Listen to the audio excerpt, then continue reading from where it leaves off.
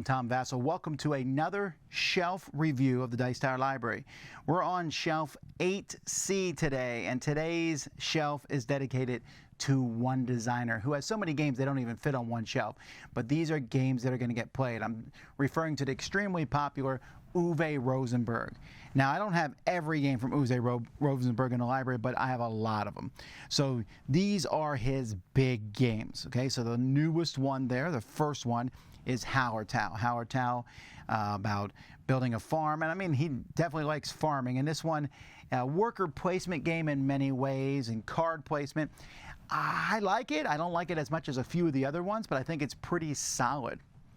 Aura and Labora, the next one there, that's a good one too. And again, you're building a big farm and stuff. This has a really neat resource wheel where you keep track of the resources on this wheel that's spinning round and round in the middle. This one has a little bit less luck than the other ones in this game do. They all have a little bit of luck to some degree. And this one has its strong fans. Caverna, of course, being one of the best of the lot. I really love Caverna. It's quite upgraded, my Caverna, and about building a farm and sending dwarfs out on missions. This is one that gets a lot of constant play for me. It's one of my favorite games. Next to it's Agricola. Now, Agricola is the one that started the whole thing off, where it was the biggest one, and a lot of people prefer Agricola to Caverna. They're very similar in many ways, but Agricola is more unforgiving. But it's, I mean, I love the game until I played Caverna, then I never played Agricola again. I think I might have played it once since Caverna came out. But I know some people like both, so I have them both in the library. The only one of his games that I really don't like is At the Gates of Loyang, and I wonder if I should give that one another whirl, because I do like the rest of his games. I didn't enjoy it the first time it came out, but perhaps I would now. Another game about farming. It doesn't sound like a farming game, but it's Uwe Rosenberg, so what do you expect?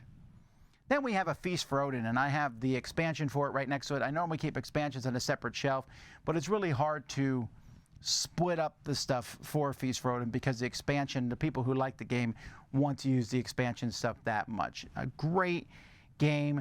It's one of his, he does a lot of games about polyominoes. This one is the biggest and most complex of all of them. It's one of the most complex games. It is the most complex game he's done, and it's one of my favorites. But my favorite game that he's done is Le Havre, which is why there's two copies there. That's just my personal preference. I don't think we need two copies of Le Havre in the library, but there's a good chance I want to play it, and if someone else is playing it, I want to play it too. A game about a small fishing village, and you are producing resources. It is just fun, great getting all these resources. I love the game. Nusfjord is one of his offshoots. I found this one to be okay. It has a little bit of a stock market thing going on in it, and I find that to be okay. It's decent, but I wouldn't play it over, say, Le Havre, Agricola, Caverna, etc. But a lot of people like it, and it's in this category. Then we have Glass Road. Now, Glass Road doesn't get the fame that the other ones do, and in fact, it's simpler than most of the ones I talked about, but a lot of people still play it and enjoy it. Thus, it's on the shelf. Then we have one of his trilogies of polyomino games. So the first one to come out is the skinniest one there, which is Cottage Garden. And I'll play any of these three. I think they're all good. Cottage Garden is the prettiest one where you're just trying to fill up your cottages and fill them up with cats and fill them up as fast as you can. Indian Summer is also kind of a race game where you have all the leaves falling off the trees, and just it's a really pretty game. And then Spring Meadow is kind of the closest to like Tetris of sorts, as you're dropping these in and trying to fill rows and such. But all three are fine. They all have their fans, and they're worth having on the shelf. So that is, I guess, 8C, or as many people will call it, the Rosenberg shelf. My favorite game here is easily Le Havre.